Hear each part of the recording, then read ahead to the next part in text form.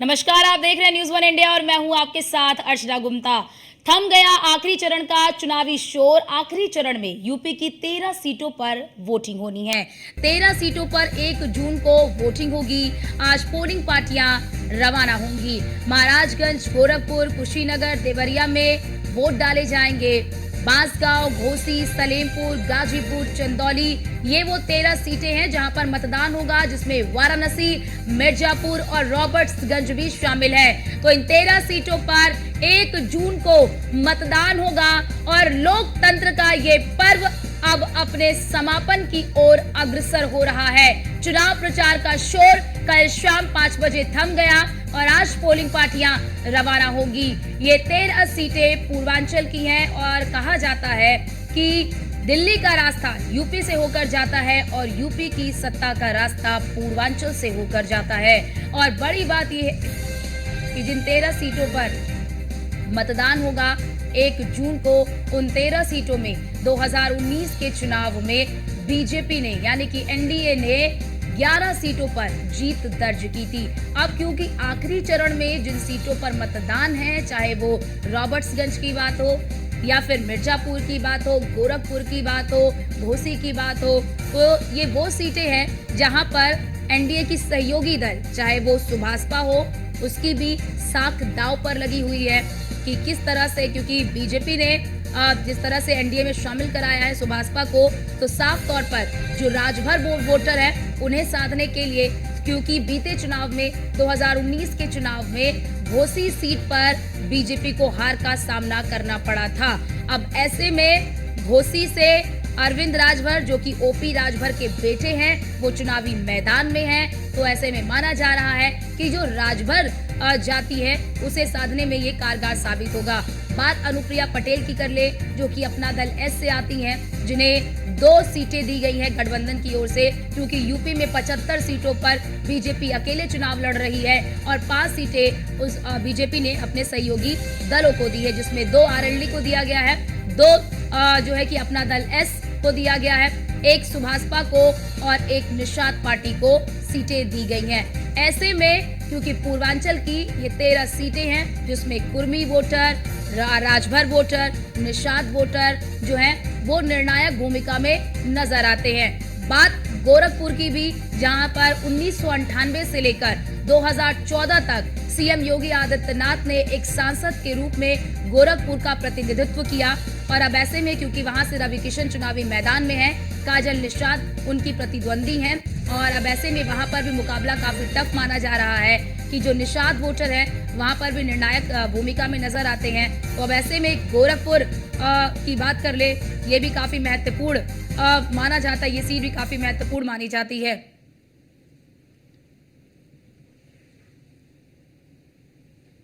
तो चलिए आपको दिखाते हैं कि आखिरी चरण का रण कहां पर है। सलेमपुर, बलिया, गाजीपुर, ये वो 3 सीटें हैं जहां पर चुनाव होना है, यानी कि उन 13 सीटों में से ये 3 सीटें भी शामिल हैं। चंदौली, वाराणसी सबसे हॉट सीट, चंदौली भी इसी के आसपास का इलाका है।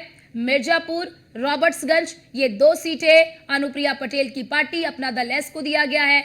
यहाँ पर कुर्मी वोटर्स जो है वो निर्णायक भूमिका में। महाराजगंज, गोरखपुर, कुशीनगर भी गोरखपुर से सटा हुआ इलाका है। देवरिया, बांसगांव, घोसी, ये भी वो सीटें हैं जहां पर अंतिम चरण में मतदान होना है। सलेमपुर, बलिया, गाजीपुर, बड़ी बात कि बीते चुनाव में 2019 के चुनाव में गाजीपुर की सीट भी बीजेपी हार गई थी। चंदौली, वाराणसी, तो ये वो 13 सीटें हैं जहां पर आखिरी चरण में मतदान होगा। ये आखिरी चरण में इन सीटों पर, इन 13 सीटों पर मतदान होना है। महाराजगंज, गोरखपुर, कुशीनगर, ये वो सीटें हैं जहां पर 1 तारीख को यानी कि 1 जून को मतदान होगा। बड़ी बात ये देखिए कि देवरिया की सीट, जहां 2009 के बाद कांग्रेस कभी जीत नहीं पाई और गठबंधन में जो 17 सीटें कांग्रेस को दी गई है, देवरिया भी कांग्रेस के खाते में ही है। तो अब देखना ये होगा कि किस प्रकार से यहां पर रणनीति सेट की गई है। चंदौली की बात कर ले, वाराणसी इस वक्त सबसे ज्यादा हॉट सीट इसलिए बनी है क्योंकि वहां से प्रधानमंत्री नरेंद्र मोदी तीसरी बार चुनावी ताल ठोक रहे हैं, तीसरी बार चुनावी मैदान में हैं और अब ऐसे में उनके सामने अजय रॉय, जो कि कांग्रेस के प्रदेश अध्यक्ष भी हैं और वाराणसी से कांग्रेस के प्रत्याशी भी हैं। अब ऐसे में देखना यह होगा कि किस तरह का मुकाबला यहाँ पर देखने को मिलेगा। देवरिया, बांसगांव, घोसी, बांसगांव अगर आपको बता दें तो गोरखपुर का ही इलाका है, गोरखपुर का ही संसदीय क्षेत्र है। गोरखपुर में 2 संसदीय क्षेत्र है, एक गोरखपुर सदर और एक बांसगांव। और चंदौली, वाराणसी, यहाँ पर भी आखिरी चरण में मतदान होना है 13 तारीख को। बताते चले आपको कि ये 13 सीटें हैं जहां पर 1 जून को मतदान होना है। तो यह आखिरी चरण का रण है जहां पर मतदान होगा, जिसमें महाराजगंज, गोरखपुर, मिर्जापुर, देवरिया, बांसगांव, घोसी, वाराणसी, ये वो तमाम सीटें हैं।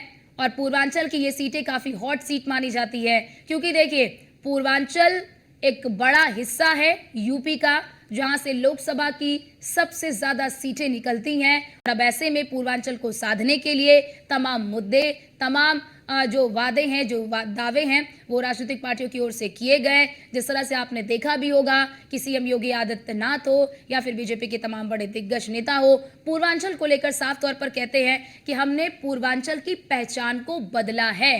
पहले पूर्वांचल की पहचान माफिया और दंगाइयों से हुआ करती थी।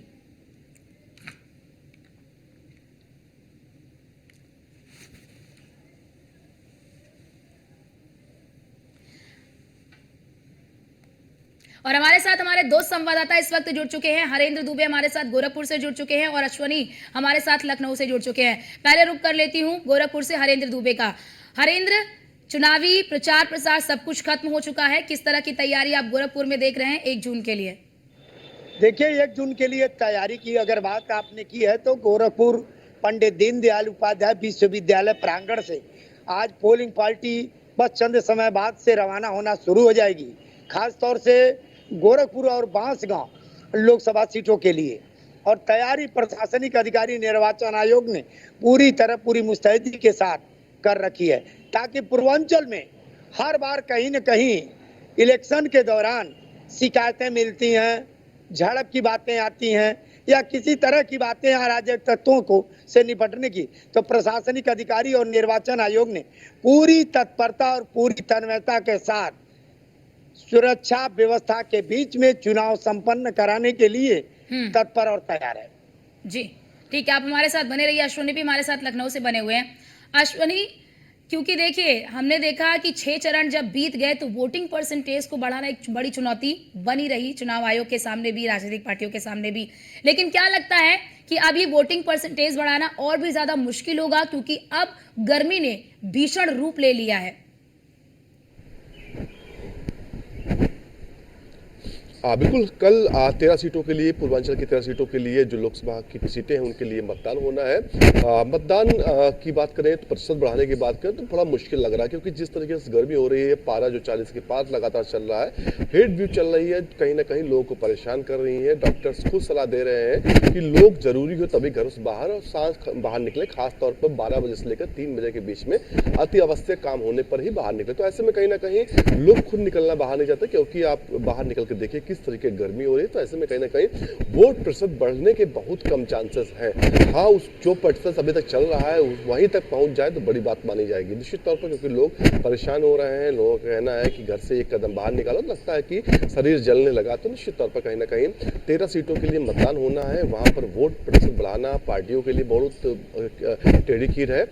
साथ ही साथ जो जिला प्रशासन होता है, जिला मनोरंजन अधिकारी होते हैं, उनके लिए भी कहीं ना कहीं ये बहुत मुश्किल हो रहा है, चुनाव आयोग के लिए मुश्किल हो रहा है कि किस तरीके से इस प्रतिशत को बढ़ाया जाए। हालांकि पूर्वांचल की बात करें तो पूर्वांचल की 13 सीटों पर जहाँ चुनाव होना है उनमें कहीं ना कहीं उत्साह जरूर नजर आ रहा है, क्योंकि कहीं ना कहीं योगी आदित्यनाथ है, उनके नाम पर वोट पड़ता है कि वो जो वोट जाएगा प्रत्याशी कोई भी हो, लेकिन उनको जाएगा। प्रधानमंत्री नरेंद्र मोदी वो चुनाव लड़ रहे हैं, पड़ोसी जिला गाजीपुर है, वहां पर दिलचस्प चुनाव है, साथ ही साथ घोसी है, वहां पर दिलचस्प चुनाव है। तो ऐसे में कहीं ना कहीं वहां पर दिलचस्प चुनाव है। तो ऐसे में कहीं ना कहीं लोग उत्सुक तो हैं, जागरूक तो हैं, लेकिन कहीं ना कहीं मौसम पूरा खेल जरूर बिगड़ रहा है और मौसम अगर बेहतर होता तो निश्चित तौर पर कुछ प्रतिशत बढ़ने की उम्मीद है। जी ठीक है हरेंद्र, क्योंकि आप ग्राउंड जीरो पर मौजूद रहते हैं, गोरखपुर की सियासत को बखूबी जानते हैं, तो अंतिम दिन तक क्या आपको लगा कि जो नाराजगी थी, जो तमाम गिले शिकवे थे, क्या वो दूर कर लिए गए?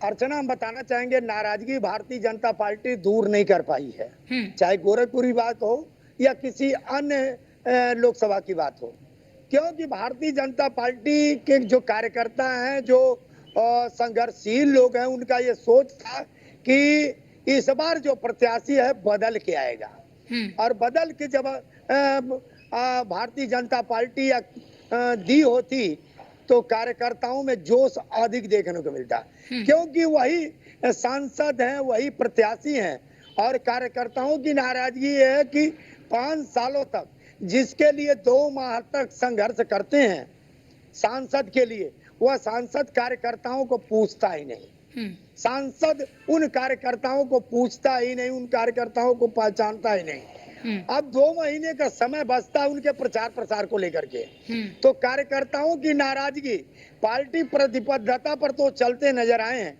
लेकिन अंदरूनी कलह को किसी तरह से मिटाया नहीं जा सका है। इसीलिए उत्तर प्रदेश के मुख्यमंत्री योगी आदित्यनाथ ने कल गोरक्षनाथ मंदिर में समस्त गोरखपुर के लोग, गोरखपुर की मंडल की बात की जाए, चाहे महाराजगंज हो, कुशीनगर हो, देवरिया हो या बांसगांव की सीट हो या गोरखपुर की, सभी कार्यकर्ताओं के साथ, सभी विधायकों के साथ एक सामंजस्य बैठक करके और उन लोगों को सुझाव दिया कि सीट किसी भी तरह से हारनी नहीं चाहिए, आप लोग तन्मयता से लगिए।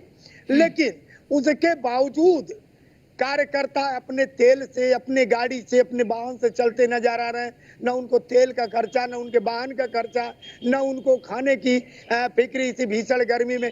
तो कहीं न कहीं कार्यकर्ताओं की नाराजगी दूर करने में भारतीय जनता पार्टी का शीर्ष नेतृत्व, ये ग्राउंड रिपोर्ट मैं बता रहा हूँ, आज तक कोई चैनल इस चीज को बाखूबी अपने ऑन एयर में नहीं कहेगा, क्योंकि भारतीय जनता पार्टी के 28-29 साल हो गए हमको भी गोरखपुर में राजनीति को देखते और जीरो ग्राउंड से खबरों को कवरेज करते।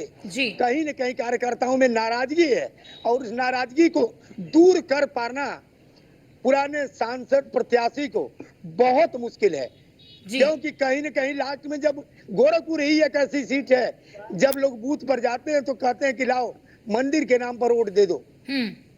वो मंदिर के नाम पर, उत्तर प्रदेश के मुख्यमंत्री के नाम पर उस प्रत्याशी को वोट देते जरूर हैं, जीत जरूर होती है, लेकिन कहीं न कहीं मन में टीस होती है कि 5 सालों तक हमें पूछे नहीं और 2 महीने चलना भी है इनके लिए तो न तेल दे रहे हैं, न हमारे लिए कुछ सोच रहे हैं, क्योंकि कार्यकर्ता कभी ठेकेदारी, यानी कि हरेंद्र, कार्यकर्ताओं की भी उपेक्षा की गई है। ये आपका कहने का साफ तौर पर आशय यही है कि कार्यकर्ताओं की भी उपेक्षा की गई है। आप हमारे साथ बने रहिए। अमन शुक्ला भी हमारे साथ वाराणसी से जुड़ चुके हैं। अमन, आखिरी रण के लिए अब मैदान तैयार है, कल चुनाव प्रचार का शोर थम गया है। वाराणसी में किस तरह की तैयारी देख रहे हैं, क्योंकि वाराणसी में प्रधानमंत्री नरेंद्र मोदी की जीत के मार्जिन को बढ़ाने के लिए क्या कुछ तैयारी की गई है, क्या कुछ अलग तैयारी वाराणसी में, क्योंकि 10 लाख का आंकड़ा अपने आप में एक बड़ा आंकड़ा होता है। बिल्कुल, देखिए मैं आपको बता दूं कि काशी पूरे देश में हॉट सीट मानी जाती है और कहीं न कहीं काशी में जिस तरीके से यहाँ देखा जा रहा है कि जितने बड़े चेहरे हैं वो काशी में प्रवास कर रहे हैं और कहीं न कहीं गृह मंत्री अमित शाह कल आए थे अपनी दंपत्ति के साथ, यहाँ पे उन्होंने दर्शन किया, आशीर्वाद दिया बाबा का, कहीं न कहीं कालभैरव दर्शन किया। उसके बाद तमाम जितने और भी उत्तर प्रदेश के बड़े चेहरे हैं, केंद्रीय मंत्री जो रहे हैं और कहीं न कहीं हैदराबाद की जो प्रत्याशी हैं जो असदुद्दीन ओवैसी के खिलाफ भारतीय जनता पार्टी से खड़ी हैं, माधवी लता, वो भी वाराणसी आई थी, काशी आई थी और कहीं न कहीं मुस्लिम बहुमूल्य क्षेत्र में प्रधानमंत्री नरेंद्र मोदी के लिए उन्होंने प्रचार किया था। जिस तरीके से यहाँ पे देखा जा रहा है कि तमाम जो बड़े चेहरे हैं उनको काशी में जो है एरिया वाइज बांट दिया गया था और कहीं न कहीं डोर टू डोर कैंपेनिंग वो लोग कर रहे थे और कहीं न कहीं अब कल शाम 5 बजे तक जो प्रचार थमा तो सब जो है अपने गंतव्य स्थान के लिए रवाना हो गए। हालांकि यहाँ पे जो सियासी गलियारा है वो गरमाया हुआ है। अजय राय की तरफ से भी डोर टू डोर बड़े चेहरे जो है कैंपेनिंग की। अभी कुछ ही दिन पहले अखिलेश यादव और राहुल गांधी यहाँ पे आए थे, जो कि रोड शो करते हुए जनसभा कहीं ना कहीं संबोधित किए थे। इस तरीके से यहाँ पे देखा जा रहा है कि काशी के लाल को जिताइए। जब राहुल गांधी ने संबोधन किया था तो उन्होंने कहा था कि काशी के लाल को जिताइए और कहीं न कहीं गुजराती को बनारस से भगाइए। तो कहीं न कहीं इंडी गठबंधन के भी लगातार जितने भी तमाम बड़े चेहरे हैं वो भी यहाँ पे संबोधन के द्वारा वार करने के पीछे नहीं हट रहे हैं और कहीं न कहीं प्रधानमंत्री नरेंद्र मोदी की तरफ से जितने भी तमाम एनडीए गठबंधन के बड़े चेहरे हैं वो तो यहाँ डोर टू डोर कैंपेनिंग कर ही रहे हैं और कहीं न कहीं अब जो है कल 1 जून की इंतजार है और कहीं ना कहीं 4 तारीख को जो है काशी जो है टीवी स्क्रीन खोल के बैठ जाएगी। कोई जहां तक काउंटिंग होगा उसके 1-2 किलोमीटर के अगल बगल रहेगा। जब लाउड हेलर से जब रिजल्ट सुनाए जाएंगे तो कहीं ना कहीं अब 4 तारीख का इंतजार है और कल बटन दबाने के लिए जनता तैयार है। बिल्कुल बिल्कुल अमन, बटन दबाने के लिए जनता तैयार है। जनता में भी काफी उत्सुकता है, लेकिन भीषण गर्मी का प्रकोप भी बढ़ रहा है। अश्विनी, आपके पास आऊंगी। पूर्वांचल का एरिया बहुत महत्वपूर्ण माना जाता है यूपी के लिहाज से। लोकसभा की अधिकतर सीटें पूर्वांचल की जिलों से निकल कर आती हैं। आप ग्राउंड जीरो पर मौजूद होते हैं। इन 10 सालों में या 7 सालों में पूर्वांचल में किस तरह का आपने विकास देखा है जिसके नाम पर जनता यहां से निकलकर पूर्वांचल की जनता वोट देगी? बिल्कुल, अगर बात करें पिछले 7 सालों में या 10 सालों में पूर्वांचल के विकास की, तो निश्चित तौर पर विकास हुआ है, चाहे गोरखपुर के आसपास क्षेत्र या खुद गोरखपुर हो या फिर वाराणसी के आसपास क्षेत्र या वाराणसी हो। वाराणसी में पिछले अगर आप 5 साल पहले 6 साल पहले की तस्वीरें देखें, याद हो, आप स्मरण करिए गए हो, तो किस तरीके से बदलाव हुआ। सड़कों का जो जाल बिछाया गया, जितनी गलियां था उनको चौड़ा करके एक बढ़िया बेहतर रास्ता बनाया गया। और एक समस्या वाराणसी की हमेशा से रही, इंडस्ट्री को बढ़ाने के लिए वहां पर लगातार प्रयास किया जा रहा है। तमाम इंडस्ट्री को वाराणसी नहीं उसके आसपास के जिलों में स्थापित करने के लिए योजना बन रही है कि निश्चित तौर पर कहीं ना कहीं उस योजना का फायदा आसपास के जिलों के समेत वाराणसी को भी मिलने वाला है। साथ ही साथ अगर गोरखपुर की बात करें, गोरखपुर में बदलाव दर साल होता जा रहा है। गोरखपुर में तमाम ऐसे इंडस्ट्री हैं जो वहां पर जगह ले रही हैं। और साथ ही साथ मुख्यमंत्री का कहना है सिर्फ गोरखपुर में इंडस्ट्री न लगे, गोरखपुर के आसपास के क्षेत्र जो है, चाहे वो बस्ती हो या फिर देवरिया हो, उन जगहों पर भी इंडस्ट्री लगे जिससे वहां पर लोकल लोगों को भी रोजगार मिले। तो कहीं ना कहीं एक बेहतर सोच मुख्यमंत्री योगी आदित्यनाथ की अपने क्षेत्र के लोगों के लिए, अपने प्रदेश के लोगों के लिए है। बात करें अगर कुशीनगर की, छोटा सा जिला है लेकिन कुशीनगर में वहां पर एयरपोर्ट, अंतर्राष्ट्रीय एयरपोर्ट बना, तो निश्चित तौर पर कहीं ना कहीं आसपास के जो लोग थे, वहां के जो स्थानीय लोग थे, उनको रोजगार के साधन उपलब्ध हुए। तमाम अन्य जगहों पर अगर बात करें, वहां पर भी व्यवस्थाओं को बेहतर करने की कोशिश की जा रही है। सबसे जो एक कलंक था पूर्वांचल के लिए, वो कलंक था कि माफिया राज, गुंडा राज कलंक। कहीं ना कहीं उत्तर प्रदेश सरकार ने उस कलंक को धो दिया है। आज के समय में आप गोरखपुर में जाइए या फिर उसके आसपास या वाराणसी के आसपास क्षेत्र में जाइए, वो कलंक आपको नहीं मिलेगा। पहले आप उत्तर प्रदेश से बाहर जाइए, दिल्ली जाइए, मुंबई जाइए या गुजरात जाइए, गोरखपुर या वाराणसी बताते थे, निश्चित तौर पर एक ठप्पा आपके अलग सी नजर से देखते थे लोग कि आप वाराणसी से आए हुए, आप गोरखपुर से आए हुए। तो निश्चित तौर पर कहीं ना कहीं माफियाओं उसके टच में होंगे। वो कहीं ना कहीं चीज थी जो एक इमेज बन क्रिएट हो चुकी थी जनता की, वो उत्तर गोरखपुर के लिए और उसके आसपास जिले के लिए या फिर पूर्वांचल के किसी भी जिले के लिए। अश्विनी, देवरिया सीट की बात कर ले। बिल्कुल बिल्कुल, अन्य जिलों की तो आप बात कर ही रहे हैं कि किस तरह के बदलाव हुए हैं, किस तरह वहां पर कनेक्टिविटी बढ़ी है, हर स्तर पर बदलाव की तस्वीर देखने को मिली। लेकिन बात अगर देवरिया की कर ले, देवरिया की सीट कांग्रेस के खाते में आई है। 2009 के बाद देवरिया की सीट जो है कांग्रेस जीत नहीं पाई। यहाँ पर किस तरह का मुकाबला आपने देखा जब आप ग्राउंड जीरो पर गए, वहां पर लोगों से बातचीत की, तो क्या लगा कि किस तरह का मुकाबला देवरिया में खास तौर से देखने को मिला? बिल्कुल, अगर देवरिया के चुनाव की बात करें तो इस बार बड़ा ही दिलचस्प है। अखिलेश प्रताप सिंह कांग्रेस से प्रत्याशी हैं और 2009 के बाद यानी 14 और 19 दोनों चुनाव में देवरिया भारतीय जनता पार्टी के साथ रही। लेकिन इस बार का चुनाव उस तरीके का चुनाव नहीं कि एक तरफा माना जाए। अखिलेश प्रताप सिंह वहां से बेहतर चुनाव लड़ रहे हैं, जमीन पर काम कर रहे हैं और कहीं ना कहीं ये चुनाव क्षत्रिय हो चुका वहां पर। एक तरफ ब्राह्मण खड़ा हुआ तो एक तरफ क्षत्रिय खड़ा हुआ। और वोट किधर पड़ता है क्योंकि अमूमन देखने को मिलता है कि ब्राह्मण और क्षत्रिय भारतीय जनता पार्टी का कोर वोटर है।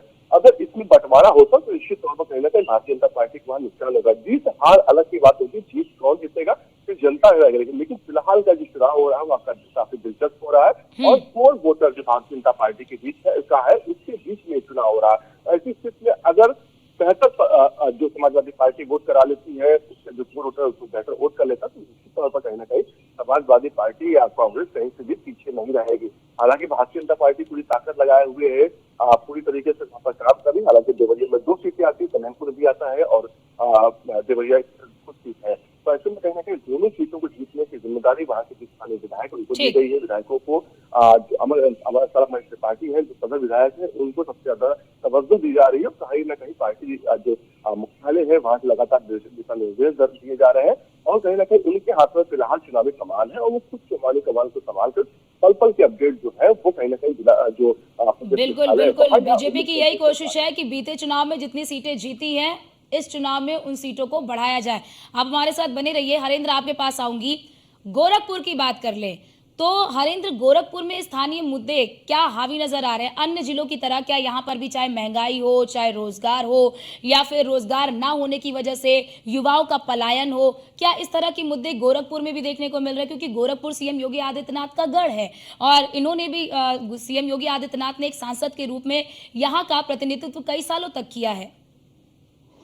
अर्चना, बता दें कि अन्य जिलों की भांति गोरखपुर भी है, क्योंकि उससे अछूता नहीं है। गोरखपुर में 2017 के बाद डेवलपमेंट तो हुआ है, सड़कों का जाल बिछा है, फैक्ट्रियां लगी हैं, लेकिन स्थानीय लोग उन फैक्ट्रियों में काम नहीं करते हैं। बाहरी लोगों को बुलाया जाता है, चाहे वो सुपरवाइजर के पद पर हो, इंजीनियर के पद पर हो। पूर्वांचल के लोगों को उसमें अटैच नहीं किया जाता, जोड़ा नहीं जाता है। ये लोग दर दर ठोकर खाते हैं, नहीं जब नौकरियां मिलती हैं तो परदेश जाने का, यानी दूसरे प्रदेशों में जाकर के नौकरी करने के लिए बाध्य होते हैं। यह गोरखपुर का भी नजारा है। लेकिन 2017 के बाद जब मुख्यमंत्री योगी आदित्यनाथ बने हैं तो कुछ फैक्ट्रियों का, कुछ जैसे खाद कारखाना हुआ, या ये जो है कि गीडा का डेवलपमेंट का काम हुआ, फैक्ट्रियों का लगना हुआ, उद्योगपतियों का गोरखपुर में आना हुआ, तो कहीं ना कहीं कुछ 1% तक लोगों को राहत तो मिली है, लेकिन अभी 99% लोगों को रोजगार देने में कहीं न कहीं बहुत मशक्कत करनी पड़ेगी, और जिसके कारण युवा दूसरे प्रदेशों में जाकर के नौकरी करने के लिए बाध्य। पढ़े लिखे युवा हैं, ऐसा नहीं है कि युवा केवल वही है अनपढ़ निरक्षर हैं, साक्षर लोग हैं जो दूसरे प्रदेशों में जाकर के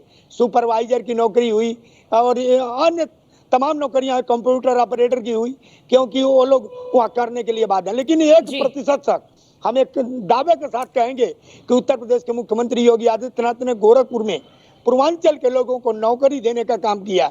इसीलिए तो मंच से उत्तर प्रदेश के मुख्यमंत्री कहते हैं कि एक फैक्ट्री लगने का मतलब कि 100 परिवार को रोजगार मिलना, क्योंकि फैक्ट्री लगेगी तो फैक्ट्री के बाहर दुकानें होंगी, चाय की दुकानें होंगी, पान की दुकानें होंगी, लोग उस चाय की दुकानों पर नाश्ता करेंगे तो एक परिवार चलेगा। वाकई 2017 के बाद अगर कुछ बदलाव गोरखपुर में देखने को मिला है तो उसका सारा श्रेय उत्तर प्रदेश के मुख्यमंत्री योगी आदित्यनाथ को जाता है। और यहाँ की जनता भली बात उत्तर प्रदेश के मुख्यमंत्री योगी आदित्यनाथ से इसीलिए तो प्रेम करती है, क्योंकि सबके लिए सोचते हैं, एक व्यक्ति के लिए पर्टिकुलर नहीं सोचते जी। उनका कहना है, उनकी सोच है कि समाज सुदृढ़ होगा तभी हम सुदृढ़ रहेंगे। इसलिए चाहे गोरखपीठ में महंत ब्रह्मलीन महंत दिग्विजयनाथ जी महाराज हो, ब्रह्मलीन महंत अवैधनाथ जी महाराज हो, या इस समय मौजूदा पीठेश्वर उत्तर प्रदेश के मुख्यमंत्री योगी आदित्यनाथ हो, हमेशा समाज को